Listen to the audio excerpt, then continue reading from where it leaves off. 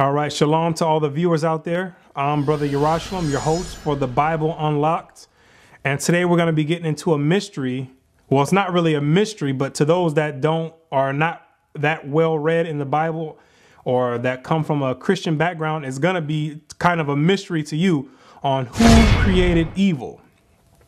The topic is who created evil. A lot of people have their own philosophy on how evil got here. But today we're going to delve into the Bible and find out what God says, or who God says is responsible for creating evil. Because the Bible is clear on who created evil. It's not debatable on who created evil in the Bible. So that's what you're going to get the understanding on today.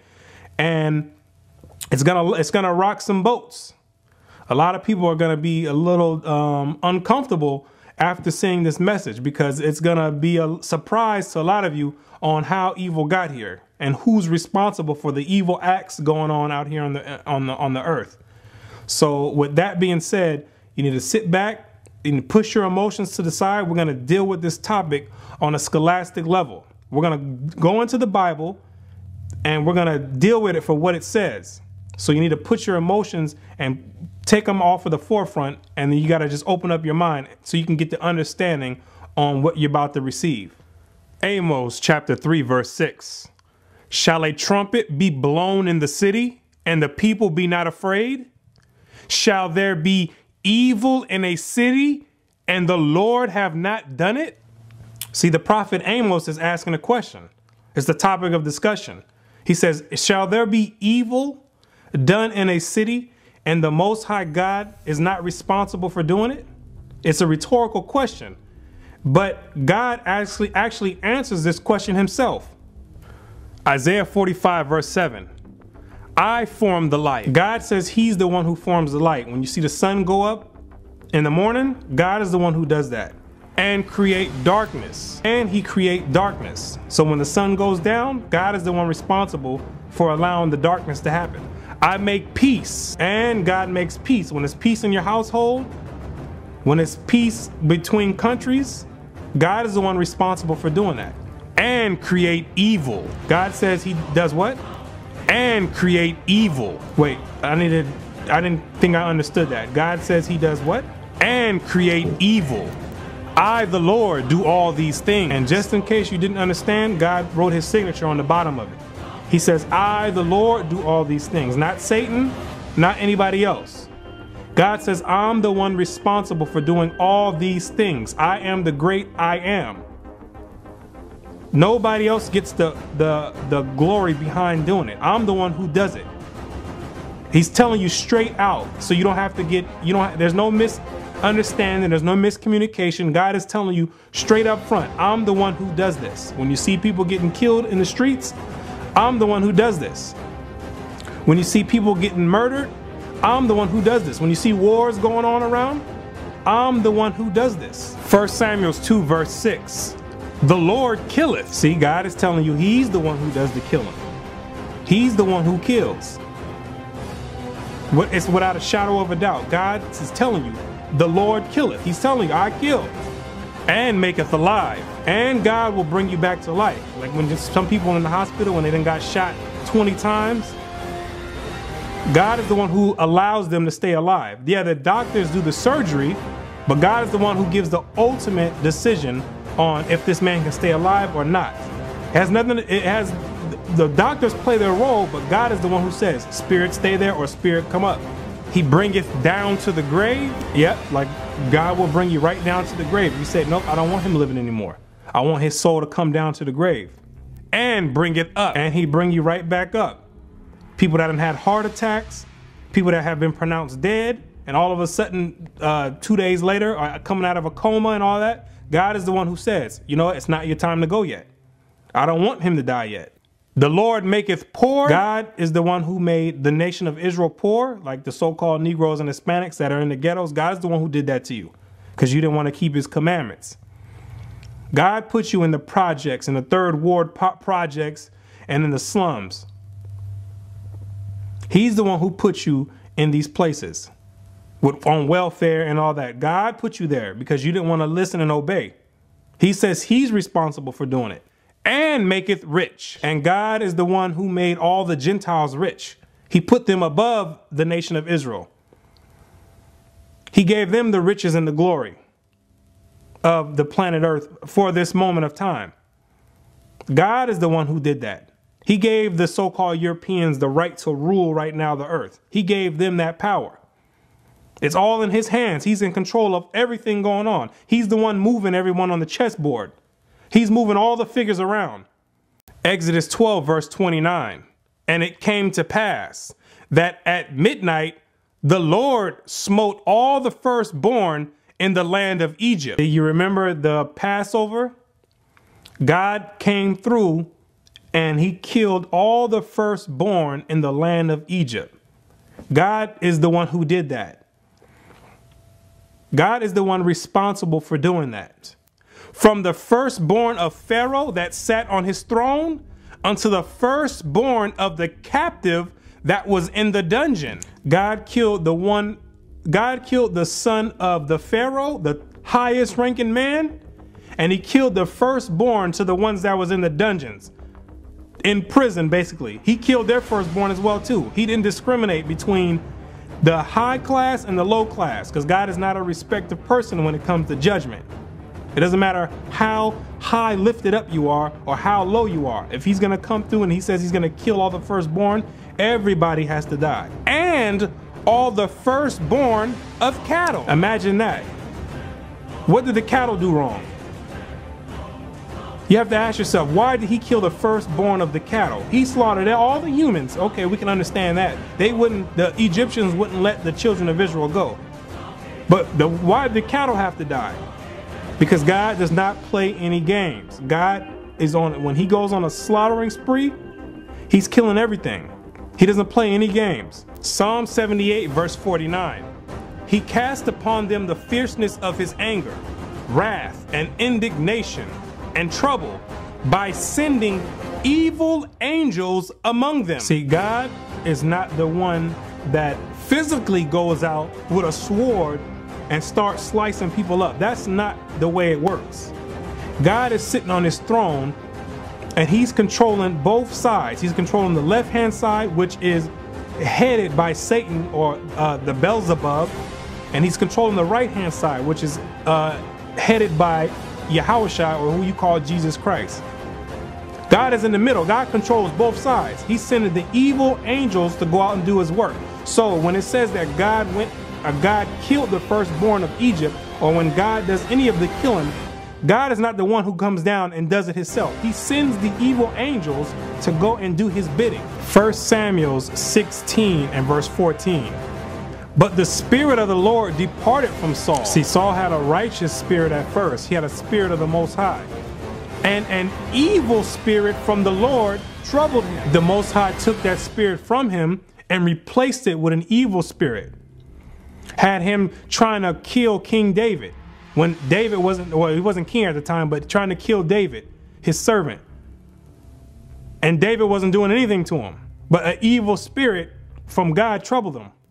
And Saul's servant said unto him, Behold now, an evil spirit from God troubleth thee. See, they knew that the spirit came from God, not from Satan or not from anyone else. God gave the commandment to Satan to go and inhabit Saul.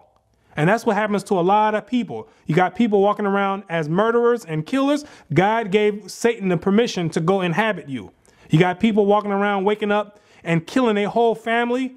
God gave Satan the permission to go inhabit you. You got people waking up and kidnapping kids. God gave Satan the permission to go inhabit these people. That's the way it works. Satan can't get up and go by himself. Satan has to get permission from God. If he doesn't get permission from God, it's not happening. It's not happening. Satan can't just wake up one day and say, you know, I'm going to go do my own thing. Satan ain't rebelling. Satan cannot rebel. Satan is already on the evil side. In order for Satan to rebel, Satan would have to come to the righteous side. Satan is already sent out to do evil. He cannot rebel against God. He's already evil. But when God needs to do something evil, Satan, go do your job. That's the way it works. It doesn't work any other way. 1 Kings 22 and verse 20. And the Lord said, who shall persuade Ahab that he may go up and fall at Ramoth Gilead? God wanted Ahab to go up and fight at Ramoth Gilead because God was going to kill him there. That's where Ahab was going to meet his final destination. And one said on this manner, and another said on that manner. And there were spirits up there giving suggestions on how they were going to get Ahab to go up and fight. So one was saying this, and there was another spirit saying that. And there came forth a spirit and stood before the Lord and said, I will persuade him. Then there came another spirit that came before God and said, you know what? I have a plan. This is what I'm going to do. And the Lord said unto him, wherewith? And God says, he said, what's your plan? Let me know what's up. Let me know what you got in store. And he said, I will go forth and I will be a lying spirit in the mouth of all his prophets. The spirit says, I'm going to go out and be a lying spirit in the mouth of all the prophets, because the prophets were given Ahab counsel. He asked the prophets if he should go up and fight. So the spirit says, I'm going to go and be a lying spirit in the mouth of all his prophets so they can get a lying counsel from the prophets. So Ahab can get a lying counsel from the prophets. And he said, thou shalt persuade him and prevail also. Go forth and do so. And God says, yep, you know what? That's going to work. I like that idea. That is going to work. Now, therefore, behold, the Lord hath put a lying spirit in the mouth of all these prophets, and the Lord has spoken evil concerning thee. And God is the one, even though the spirit said he was going to go do it, God is the one who got the credit for it. It says God is, because God gave him the permission to go do it. So the credit actually automatically, it automatically goes back to God. He's the one who gets the credit for it, even though that spirit is the one that came up with the idea and actually went forth to do it. It's no different from in a military. You have the general who sits he sits behind in the office now, the high general and the president. We'll say the president. The president sits back and signs papers, and he authorizes things to happen. He authorizes wars to happen, troops to go here, troops to go there. Is he out there the one doing it? The president is not doing nothing. He's just authorizing it. But when things are successful, who gets the credit for it? The president does. Who gets the credit for it? The president does, even though he didn't go out and shoot a gun. That's the same way it works with God. God is the ultimate president, and he's getting the credit for all of it. He's pointing people to go this way, that way. Go do this work. Go do that work. And God's the one who gets the credit for it. Psalms 66, verse 5. Come and see the works of God. King David is telling you this. He says, slow down real quick. Put everything up to the side. Sit back. And he says, come and see the works of God. Come see some of the things that God does. He is terrible in his doing toward the children of men. He's terrible in his doings. When God sent the nuclear bomb over there to Hiroshima and Nagasaki, he is terrible in his doing toward the children of men. The World Trade Center, he is terrible in his doing toward the children of men. Trayvon Martin, he is terrible in his doing toward the children of men. Eric Garner, he is terrible in his doing toward the children of men. The politically motivated concentration camp over there in Germany with the fake Jews, he is terrible in his doing toward the children of men. God is terrible in the things that he does to the children of men, and people don't even consider it. God is responsible for doing all these atrocities out here. When the suicide bombers come, God is responsible for doing it. God is responsible for doing it. All these wars being stirred up, God is responsible for doing it. God is responsible for doing it. And it only makes sense. It only makes sense. You cannot have a God that's all good and then you got all this evil going on in earth. It makes no sense. It doesn't make any sense. When I started reading and understanding and being taught these verses, I didn't fight against the scriptures. I never fought against the scriptures. What I did is sat back and I said, you know what? This makes sense. This makes sense. I could never grasp the concept of God is all good or God is all love. I could not grasp that. It never made sense to me. I said, if God is all good, how do we have all these killings going on out here? And people always try to philosophize and say, well, it's a result of people not serving God. No, it's not. Or God just let us do whatever we want and we're the ones doing it. No, God is stirring up the spirits and putting it in people and he's the one who's responsible for it. He's allowing it to happen. He's controlling both sides. He says he creates evil. And it only makes sense. It only makes sense. If God was all good, you would expect the earth to reflect that. You would expect the earth to reflect an all good God. If God was only evil, you would expect the earth to reflect that and to be all evil. But the earth has a balance. It has a balance of good and a balance of evil. The same balance you see in everything out in life. You have people that are tall. You have people that are short. Fat, thin. It's a balance everywhere you go. Dark, light. It's a balance. It only makes sense to have good and evil. Malachi 3 verse 6. For I am the Lord. I change not. See, and a lot of people are going to want to say that, well, that was God in the Old Testament. That's what he did back then. But there's a new God in the New Testament. That's absolutely false. God says he does not change. God was responsible for killing people back then, and it's the same thing today. Nothing has changed. It's the same exact thing. He's the same exact entity. The same back then and the same today.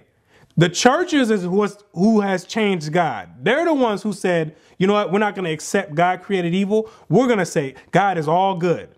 The churches are the ones that have blocked you from understanding this, from getting this understanding, the correct understanding of God. The Christian God is not the same God that's in the Bible. That God is all good, like the Christians want to say it. Because that's not the same God that's in the Bible. That's not the God of Abraham, Isaac, and Jacob. That's a Gentile God, the God of Christianity. And when I say Christianity, I'm talking about post-Constantine Christianity, where they started taking the books and mixing it with paganism and taking certain verses out and saying, you know what, we're going to pick these verses and we're going to make a God out of them. Because that's essentially what Christianity does. They take a few verses out and then they say, well, this is what we want God to be like. Instead of, he says he comes in the volume of the book. You got to take the good and the bad. So that God of Christianity is not the same. They have changed that and they have made it fit their needs and what they think a God should be like. But that's not the God of the Bible. He's totally different from that. And if you don't want to accept that, then that's fine. But God has, just to show you that God does create evil, he has one last slaughter getting ready to come up. It's going to be the biggest slaughter out there. It's going to be bigger than the flood slaughter. It's going to be bigger than the Egyptian firstborn getting slaughtered. It's going to be the biggest slaughter getting ready to come up when the seventh seal was broken. Just in case you didn't know that God created evil. Revelation 9 verse 15. And the four angels were loosed, which were prepared for an hour and a day and a month and a year, for to slay the third part of men. See, this is the seventh seal being broken. The last seal, and it's the fifth trumpet in that seal being blown. And it's going to happen on a specific time, a specific month. It's going to happen on a specific year, a specific month, a specific day, and a specific hour. God has it already written in his book. He has it already written down. And he's going to loose these angels to come out, and they're going to kill 1/3 of mankind. To show you that God ain't playing games. God is not playing games.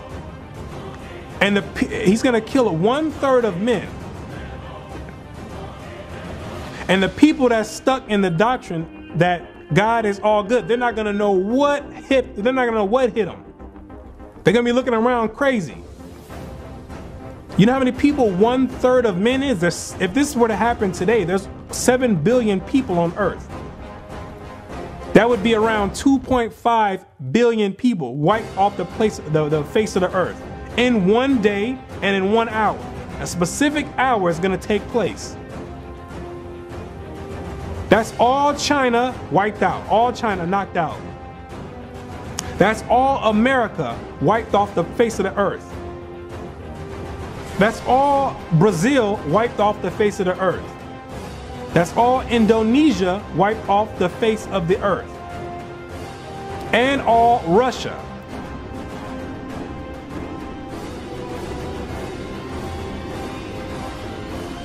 God is planning to slay 1/3, so that would be equivalent to all those countries being knocked off the face of the earth in 1 day and in 1 hour.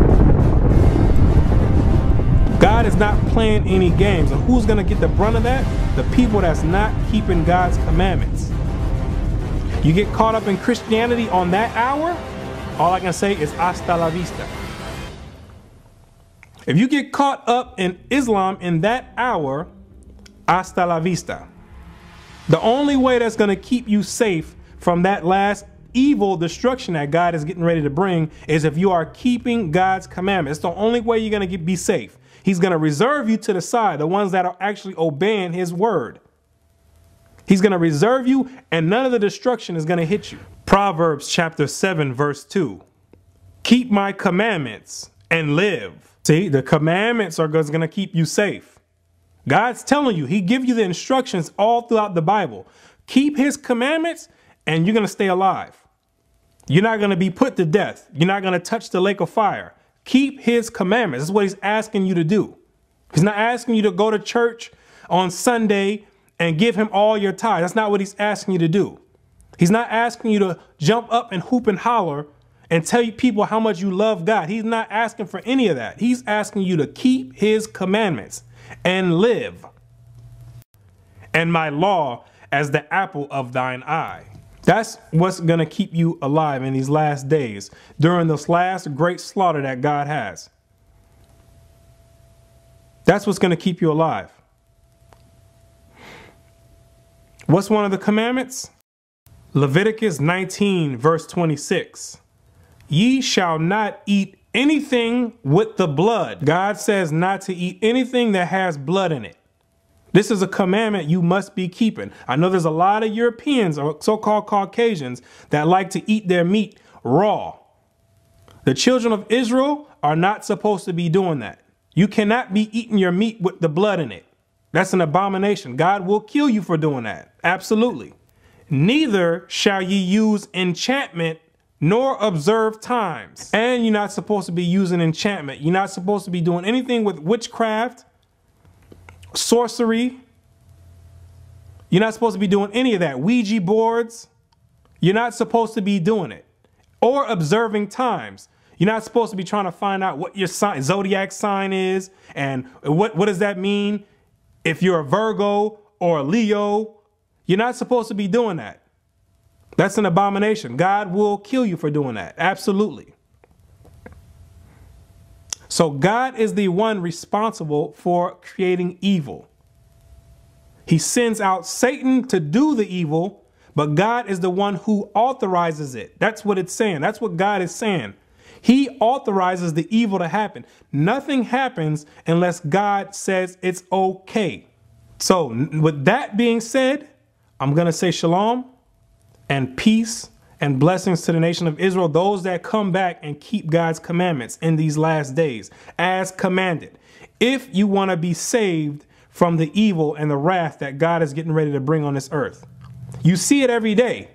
You see God's wrath and his evil every single day. The evil that God allows Satan to go out and do. You see it every day. You hear about it on the news. You see it in all walks of life. So in order to be safe and protected from that, you must be keeping God's commandment. The commandments are a force field to prevent you from all harm. That's the key. That's the key. You must understand that. You must understand that. You have to get your mind out of the Christian concept of God, because that is going to kill you. You're going to get killed in that concept. that was put in place to keep your mind enslaved. That had you put God in a box by saying he's all good. He's in a one specific box, and you don't even understand what he's capable of doing. That's why most people don't fear God, because if they understood that God is the one who authorizes the evil, you would be doing what he said. You would be doing exactly what he said. So with that, I say shalom until next time, and peace and blessings. Shalom. This is Brother Yarashalam asking the viewers to like the video, subscribe to the channel, and share the videos so that the word can be spread throughout the four corners of the earth as prophesied. And with that, I say shalom and peace and blessings to the nation of Israel.